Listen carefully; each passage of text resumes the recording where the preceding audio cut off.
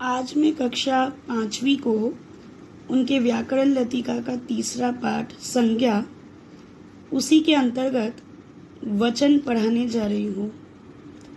वचन जिसे अंग्रेजी में कहते हैं नंबर। सबसे पहले जो किताब में उदाहरण दिया गया है मैं उससे शुरू करती हूँ। पहला उदाहरण है, बच्चा संतरा खा रहा है, डलिया में संतरे हैं। यानी जब बच्चा खा रहा है वह एक ही संतरा खा रहा है, पर डलिया यानी टोकरी में काफ़ी सारे संतरे रखे हुए हैं। तो यहाँ संतरा शब्द एक के लिए और संतरे शब्द एक से अधिक के लिए प्रयोग किया गया है। ठीक है। तो संज्ञा शब्दों के जिस रूप से उनके एक या एक से अधिक यानी अनेक होने का बोध हो, उसे हम वचन कहते हैं। वचन दो प्रकार के होते हैं, एक वचन और बहुवचन। अब मैं आपको समझाने के लिए एक अनुच्छेद पढ़ रही हूँ, कुछ पंक्तियाँ। इस पुस्तकालय में बहुत सी पुस्तकें हैं। अब पुस्तकें, बहुत सारी किताबों के बारे में बात की जा रही है। फिर है, एक बच्चा पुस्तक पढ़ रहा है, यानी एक बच्चा है और वो एक पुस्तक पढ़ रहा है। कुछ बच्चे समाचार पत्र पढ़ रहे हैं, यानी अब बहुत सारे बच्चों की बात की जा रही है। यहाँ कई अलमारियाँ हैं, यानी एक अलमारी नहीं बल्कि एक से ज़्यादा अलमारियाँ हैं। एक अलमारी में कहानियों की किताबें हैं, यानी उन्हीं अलमारियों में से एक अलमारी में स्टोरी बुक्स, कहानियों की किताबें रखी हुई हैं। ठीक है।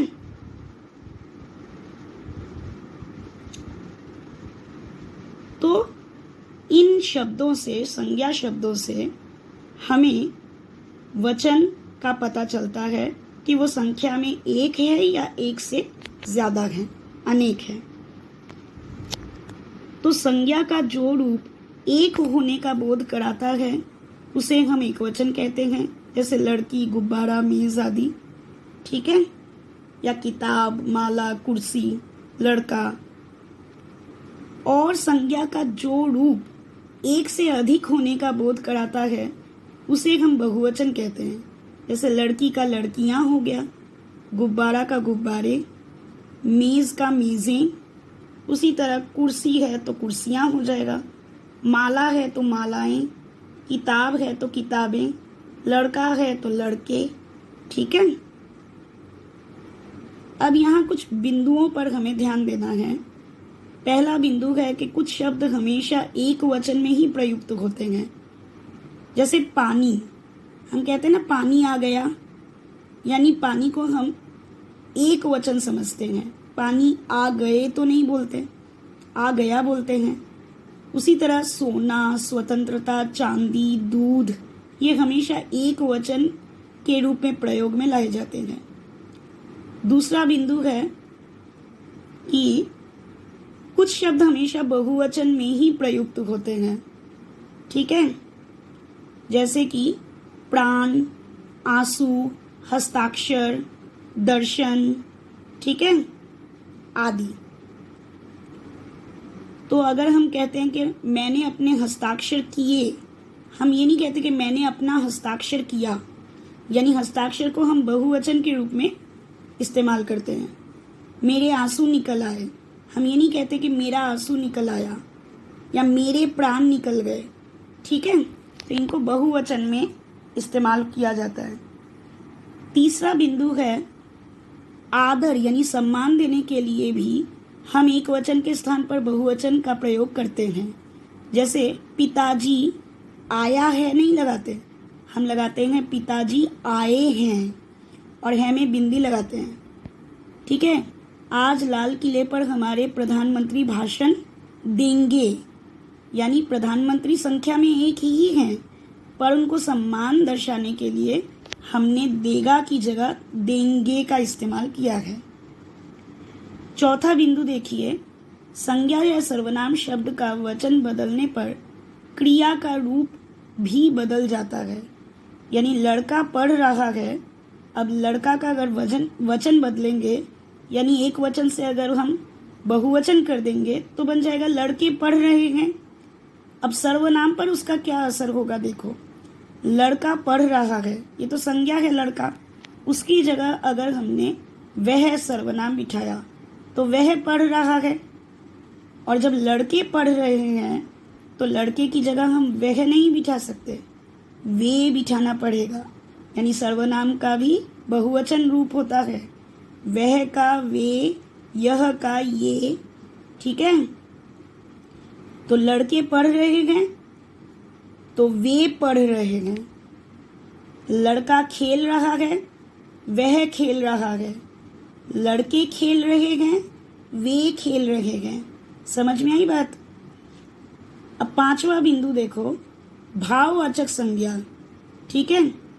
या फिर अगर कोई द्रव्य पदार्थ है यानी लिक्विड है तो उसका प्रयोग हमेशा हम एक वचन में करते हैं।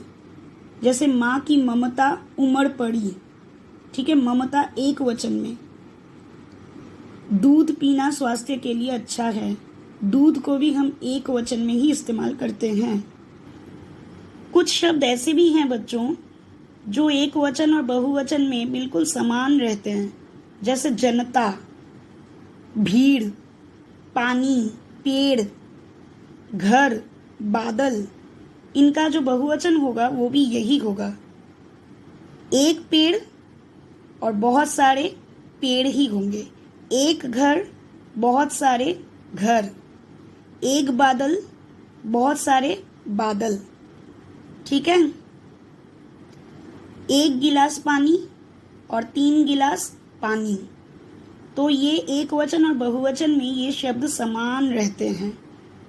आगे हम वचन के कुछ नियमों के बारे में जानेंगे। कुछ शब्दों के बहुवचन रूप नियम अनुसार बनते हैं। जैसे लड़का का लड़के हो गया, यानी क में आ की मात्रा है, वही आ की मात्रा ए की मात्रा में बदल जाती है। पैसा पैसे, बच्चा बच्चे, पत्ता पत्ते, केला केले आदि। उसी तरह से छोटी या बड़ी की मात्रा अगर है तो वो ईया में बदल जाती है, यानी छोटी ई की मात्रा और या में चंद्र बिंदु। जैसे लड़की का बन गया लड़कियां, यानी क में बड़ी था, बड़ी थी, बड़ी की मात्रा, अब छोटी की मात्रा लग गई और साथ में या में चंद्र बिंदु।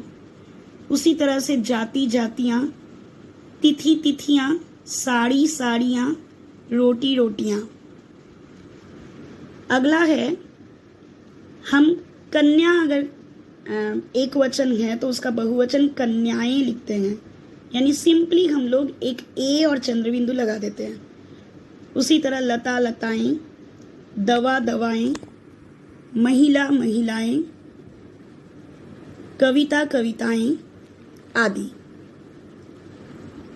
अगला उदाहरण है, अगर चिड़िया है तो उस या के ऊपर चंद्रबिंदु बिठाने से ही बहुवचन बन जाएगा, यानी चिड़िया चिड़ियाँ, गुड़िया गुड़ियाँ, पुड़िया पुड़ियाँ, चूहिया चूहियाँ, गौड़ैया गौड़ैयाँ। कुछ शब्दों के बहुवचन रूप जो हैं वो इस प्रकार भी हैं। जैसे छात्र का कभी भी कुछ और नहीं होता बल्कि छात्र गण होता है। दर्शक दर्शक गण, युवा युवा वर्ग, कवि कवि वर्ग, यानी किसी के साथ गण जुड़ता है, किसी के साथ वर्ग जुड़ता है, ठीक है। निर्णायक निर्णायक गण, यानी जजेस। शिक्षक शिक्षक गण, अध्यापक अध्यापक गण। अब कुछ शब्द ऐसे हैं जिनका बहुवचन में रूप नहीं बदलता। जैसे फूल खिला है, तो जब बहुत सारे फूल होंगे तब भी हम लिखेंगे फूल खिले हैं, यानी फूल का फूल ही रहेगा, फूले नहीं होगा। पर अगर हम पर कारक लगाएंगे तब फूल पर भौरे मंडरा रहे हैं, तब फूल का फूलों हो जाएगा, फूलों पर भौरे मंडरा रहे हैं। यानी बिना कारक के अगर हम शब्द लिखते हैं फूल, तो उसका बहुवचन भी फूल ही होता है। पर अगर हम कारक लगाते हैं, आगे हम कारक के बारे में भी पढ़ेंगे अगले अध्याय में, तो कारक पर जो है एक कारक है, तो इस कारक की वजह से फूल की जगह फूलों हो गया बहुवचन। जैसे लड़की का बहुवचन है लड़कियां, और अगर ने कारक लगा तो लड़कियों हो जाता है। तो अब नीचे कुछ बिंदु दिए गए हैं कि शब्द के जिस रूप से संज्ञा के एक या अनेक होने का पता चले उसे हम वचन कहते हैं। ये रिक्त स्थान भरों में आ सकता है। आदर देने के लिए एक वचन के स्थान पर डैश का प्रयोग किया जाता है, बहुवचन का। भाववाचक संज्ञा तथा डैश का प्रयोग एक वचन में होता है, द्रव्य पदार्थों का प्रयोग। तो इसी तरह से मैंने आपका अभ्यास भी कर दिया है सॉल्व। यहाँ एक वचन और बहुवचन वाले शब्द छांट कर अलग अलग करके लिखने हैं। एक वचन के नीचे सारे एक वचन शब्द और उनके बहुवचन रूप को बहुवचन वाले कॉलम में लिखना है। प्रश्न 2 में तो प्रश्न 1 में क्या क्या है? कलम कलमें, कमरा कमरे, डिबिया डिबियाँ, पौधा पौधे, वधु वधुएं, तिथि तिथियाँ। प्रश्न 2 में जितने भी रंगीन शब्द हैं उनके वचन बदलकर दोबारा वाक्य को लिखना है। तो गुब्बारा आसमान में उड़ गया, तो गुब्बारा का बन जाएगा गुब्बारे आसमान में उड़ गए। पेड़ से पत्ता गिर गया, पेड़ों से पत्ते गिर गए। बस में महिला के लिए अलग सीट होती है, बसों में महिलाओं के लिए अलग सीटें होती हैं। लड़की खेल रही है, लड़कियां खेल रही हैं। प्रश्न 3 में आपको अपने कमरे से 4 एक वचन और बहुवचन वाली चीज़ें या वस्तुओं के नाम लिखने हैं। जैसे कुर्सी कुर्सियाँ, मेज़ मेज़ें, किताब किताबें, कलम कलमें, कलम यानी पेन। प्रश्न 4 में आपको वचन बदलकर वाक्य पूरा करना है। मेज़ पर एक पुस्तक रखी है तथा अलमारी में अनेक पुस्तकें रखी है। यह पतंग मेरी है और 4 डैश वैभव की है, तो 4 पतंगें वैभव की हैं। एक तोता बैठा है और 3 तोते उड़ रहे हैं। मुझे एक कहानी नहीं, कई कहानियाँ सुननी हैं। प्रश्न 5 में कुछ ऐसे शब्द दिए गए हैं जो एक वचन और बहुवचन में समान रहते हैं। अब उनको वाक्य प्रयोग के द्वारा आपको उनके भेद प्रकट करने हैं। जैसे फूल का एक वचन रूप क्या होगा? बगीचे में एक सुंदर फूल खिला है।